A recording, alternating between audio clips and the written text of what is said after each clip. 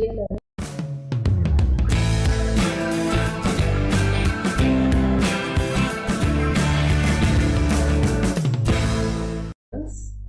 welcome you all to the course Human Resource Management. I am Dr. C. Teresa, Faculty Member, School of Management, Sastra and Tube University. Today we are going to discuss about the grievances, the management of grievances. So, to enter into what is grievance and how the organizations should follow this grievance procedure, first we'll understand what is the concept grievance is. So the concept grievance has been defined in several ways by different authorities. So here this is actually the definition given by Grievances. So this grievance is any discontent or dissatisfaction, whether exposed or not, whether valid or not, arising out of anything connected with the company which an employee thinks, believes, or even feels to be unfair, unjust, or unequitable. So this is actually grievance according to Grievances. It is actually discontent, some discontent or dissatisfaction. So here a grievance is usually more formal in character than a complaint. So we understood what is the meaning of grievance, and now we will discuss what is the need. So why we need this grievance procedure. So this has various benefits, various advantages. So it serves as a check on arbitrary actions of the management. So here the management should not think that whatever the decision that management is taking should be abided by or should be followed or obeyed by the employees. So this actually it serves as a check for on those arbitrary actions performed by the management. And the next one is it serves as an outlet for employee gripes and their discomforts and the frustrations. So this actually serves as an outlet. So instead of storing all the things within the minds and within the within themselves, so it is actually viewed as an outlet. And most grievances seriously disturb the employees. So this may affect their total morale. So they will get affected. So most grievances seriously disturb the employees. So through this grievance procedure we can avoid it. And the next one is it is not possible that all the complaints of the employees would be settled by first line managers. Maybe either for lack of training or authority or both, whatever the reason it might be, it is not possible for the first line managers to solve all such problems that are getting or that they are getting from the employees. So there may be personality conflicts and other causes as well. So always there will be some sort of indifferences that exist between employees and between every individual. So they have their own thoughts. So for all these reasons, we need a grievance procedure in organizations so that they can solve the issues amicably that will not disturb the employees and as well as the employers as well. So now we are going to study the nature of grievances. So here grievances are actually the symptoms of conflicts in the enterprise. So they should be handled very promptly and very efficiently and carefully. Coping with grievance, it forms an important part of any manager's job. The manner in which he deals with the grievances determines his efficiency of dealing with subordinates. So a manager is successful if he is able to build a team of satisfied workers, removing their grievances. So while dealing with grievances of subordinates, it is necessary to understand the nature of grievances.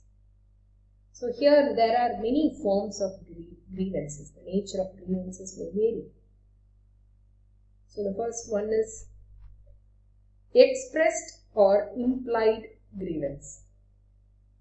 So this expressed grievances are comparatively easy to recognize and are manifested in several ways. Example, gossiping, jealousy, active criticism, argumentation, increased labor turnover, and carelessness. So in the use of tools and materials, then untidy housekeeping, poor workmanship. So all these are some of the expressed grievances that will show in our behavior itself. And also indifference to work, daydreaming, absenteeism, and tardiness. So these are all the indicators of unexpressed grievances. So the executive must recognize not only the expressed grievances, but also should notice these unexpressed ones. So in fact, these unexpressed or implied grievances are more serious than the expressed ones, because it is not shown or it is not known when they may explode. So hence, the executive or the manager should develop a special sensitivity for anticipating grievances. And he should be sensitive to even the weak and implied signals from the employee. So if he could able to smell even a single or a minute change in the behavior of the employee, he should be able to understand what is the reason behind this change in behavior.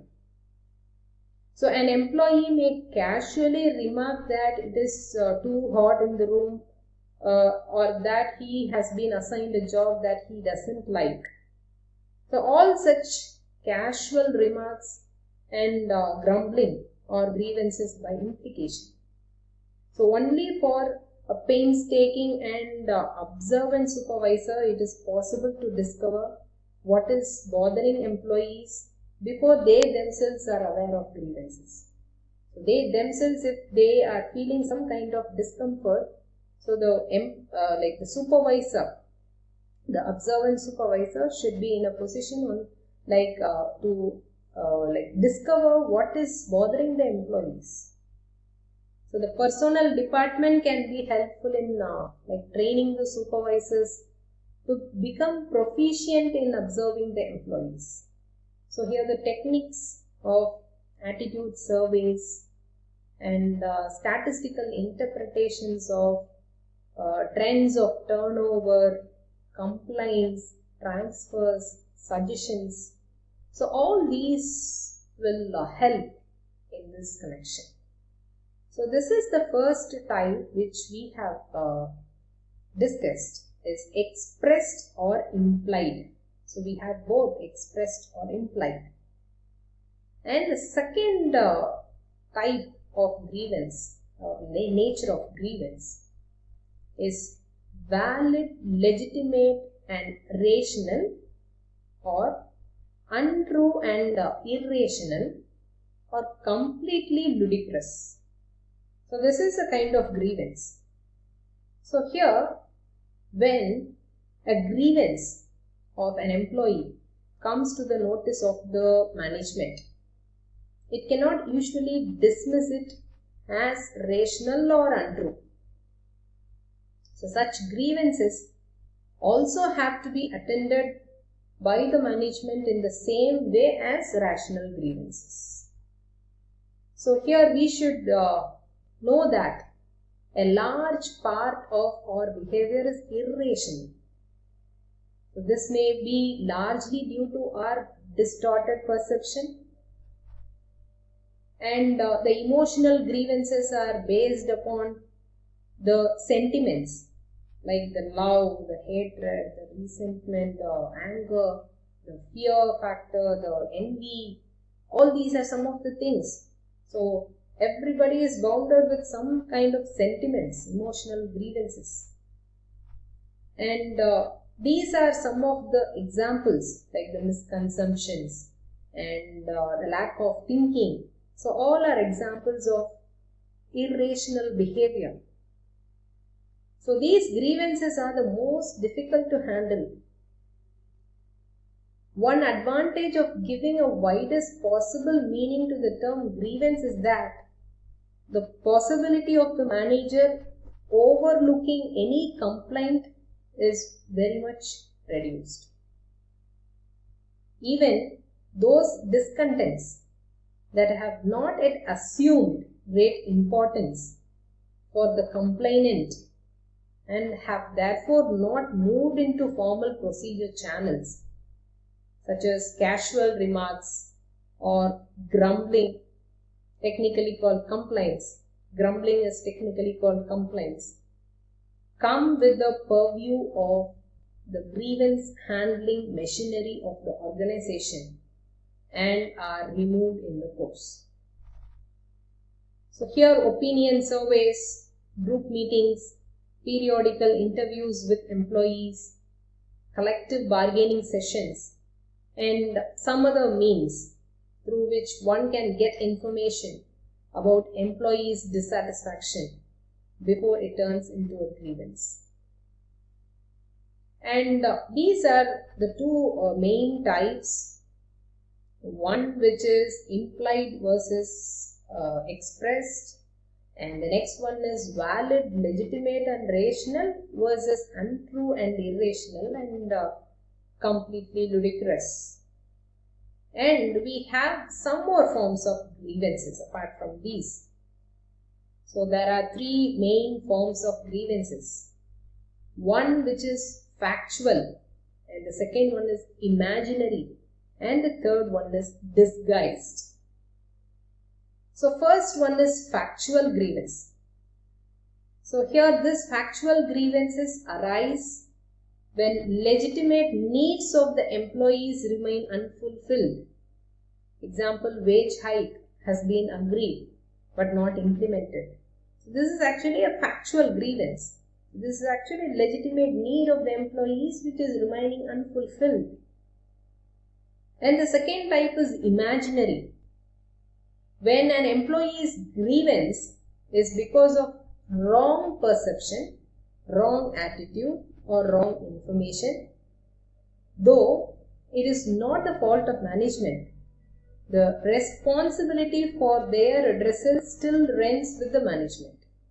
So here, out of wrong perception, so we ourselves will think that the management is not favorable to the employees.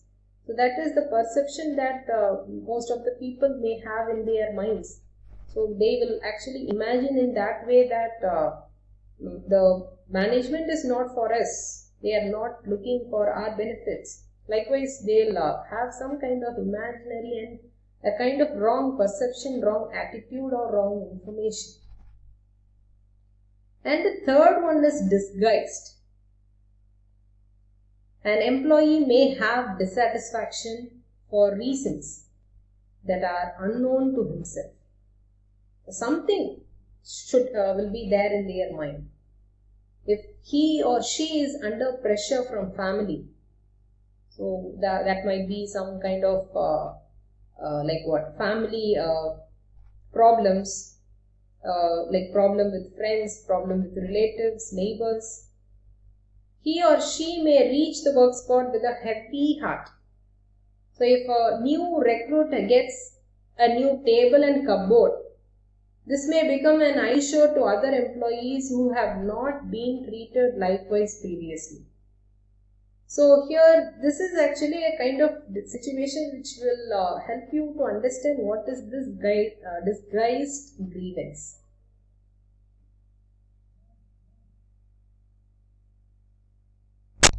And this grievance management this can be solved using some proactive methods to address these grievances.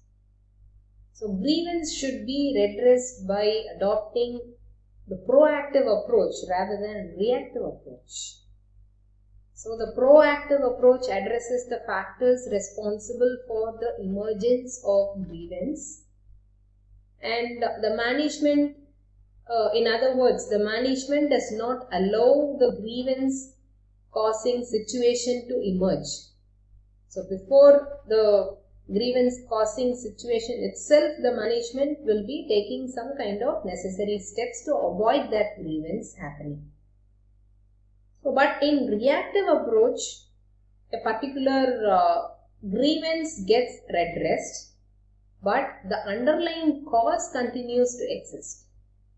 So unless it is rooted out lock, stock and barrel, there cannot be any permanent situation or the solution.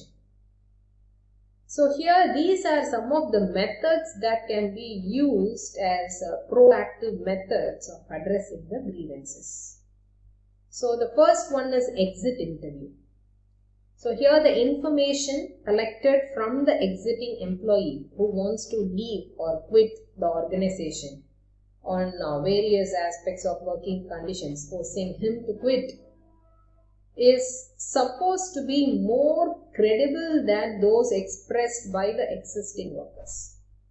So here those who are going to quit, so we can get lots and lots of inputs from that employee who is going to quit.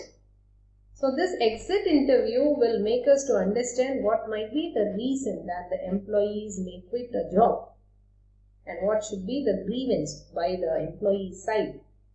So that is the first thing which is actually used as a proactive method of understanding the grievances or addressing the grievances. And the second type is gripe box system. So here the employees may be encouraged to drop anonymous complaints because they may fear that their identity may invite some victimization, especially when they complain against the management. So there will be a box, some anonymous complaints may be put in that box. So this is actually a gripe box system. So this method is more appropriate when there is a lack of trust and understanding between the employees and their supervisors. So this is actually the second type, which is gripe box system. So they can drop anonymous complaints as they may fear, as they feel some kind of grievance. And the third type is opinion survey. So here various surveys morale survey, attitude survey, job satisfaction survey, grievance survey, or comprehensive survey comprising all the above aspects, whatever the aspects that I shared now. So that will actually reveal vital inputs about the negative aspects of functioning of an organization. So since the survey is conducted by persons other than the supervisor and the respondent's identity is not insisted upon, the information collected is likely to be reliable. So this is actually an opinion survey. So like morale survey, they may conduct some kind of attitude survey, or whether he is satisfied with his job. So we can conduct job satisfaction survey and even grievance survey also. So this is another kind of method that can be used. And the next one is meetings. So here we can conduct group meetings and periodical interviews can be conducted. So every fortnight or every 15 days they can conduct, or even a month they can conduct for this periodical interviews. Then collective bargaining sessions, informal get-togethers, so may be used to collect information about the grievances. And the next one is open door policy. So here under this policy, any employee can lodge complaint or file his grievance with the manager designated for that purpose. So here the very objective of this policy is to encourage upward communication. So there will be some personnel who has been appointed for that purpose. So he will actually take direct complaint from the victim, and he can lodge, or he can actually direct to the upward level.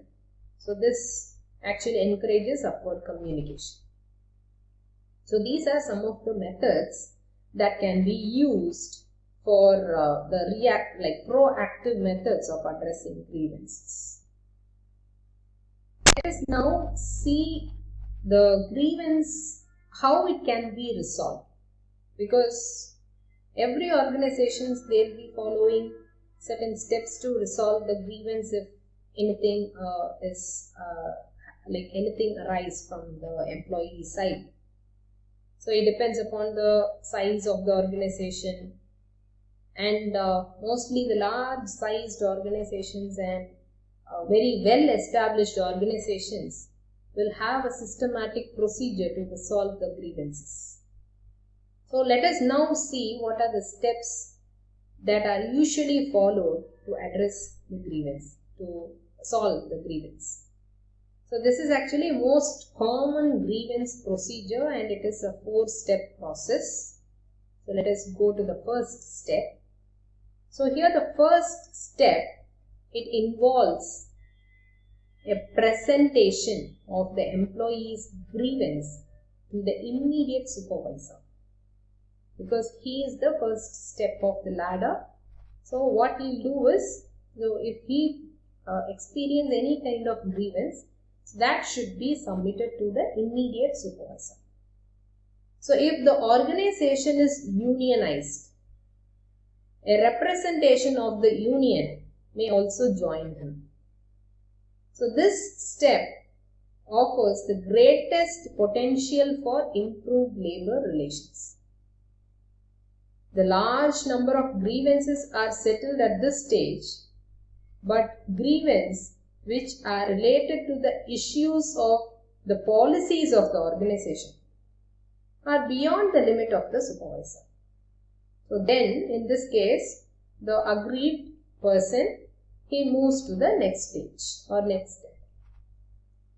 So this is actually the second step. So first level, so he will be actually dealing with the immediate supervisor. So if the grievance is about the policies of the organization, he will not do anything, or he may not give proper solution to that particular grievance. So in this case, it goes to the second stage. So here, if the employee is not satisfied with the decision of the first step or fails to receive an answer with a stipulated period, so he shall either in person or accompanied by his departmental representative, if required, present his grievance to the head of the department, designated by the management for the purpose of handling grievance. So here a fixed time shall be specified, during which of any working day the aggrieved employee could meet the departmental head for presentation of grievances if he requires.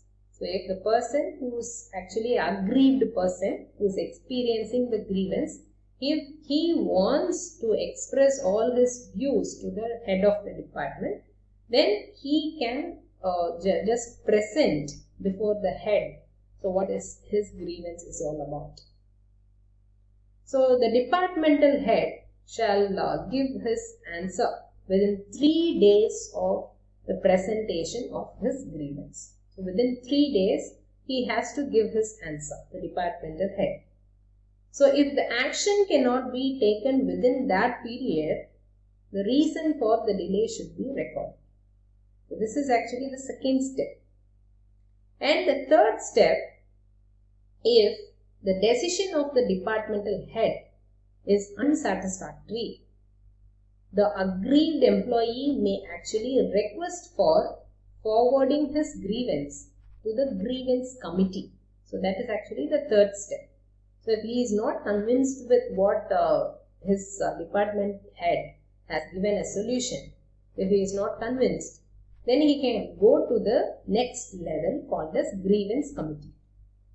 So here they can make some recommendations to the manager within 7 days. So before the departmental head, within 3 days, within 3 days of presentation of his grievance, he has to give his answer. And here, if it comes to the grievance committee, within 7 days of the employee's request, it has to respond. If the recommendations cannot be made within the time limit, the reason for such delay should be recorded. So here the unanimous recommendations of the grievance committee, the view of the members and the relevant papers, so shall be placed before the manager for final decision. So in either case, the final decision of the management shall be communicated to the concerned employee by the personnel officer. Personnel officer here means HR officer, within 3 days from the receipt of the grievance committee recommendations. So it is actually from the grievance committee recommendations. So he has to take 3 days to inform the final decision to the concerned employee. So this is actually the third step. And the fourth step, if the decision of the management is not communicated to the employee within the stipulated period, or if it is unsatisfactory for him, he shall have the right to appeal to the management for revision. So if he so desires, he shall have the right to take a union official along with him to facilitate the discussion with the management directly. So here the management shall communicate its decision to him within a week of the presentation of the employee's revised petition.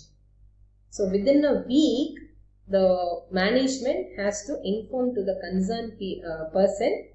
So with regard to the employee's revised petition. So this is actually the fourth stage.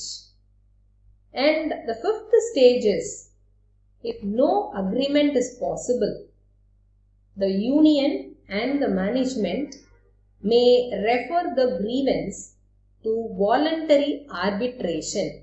So here I have to underline the word voluntary arbitration. Within a week from the date of the receipt by the employee of the management's decision. So here in the fifth stage, they can it can reach up to arbitration, voluntary arbitration. So, and the next thing is, the formal conciliation machinery shall not intervene till all the steps in the model grievance procedure have been exhausted. So a grievance shall be presumed to assume the form of a dispute only when the final decision of the top management in this respect is not acceptable to the employee. Further, in case of any grievance arising out of discharge or dismissal of an employee, the above mentioned procedure shall not apply. So here, discharged or dismissed employee shall have the right to appeal either to dismissing authority or to a superior authority, who shall be specified by the management within a week from the date of dismissal discharge.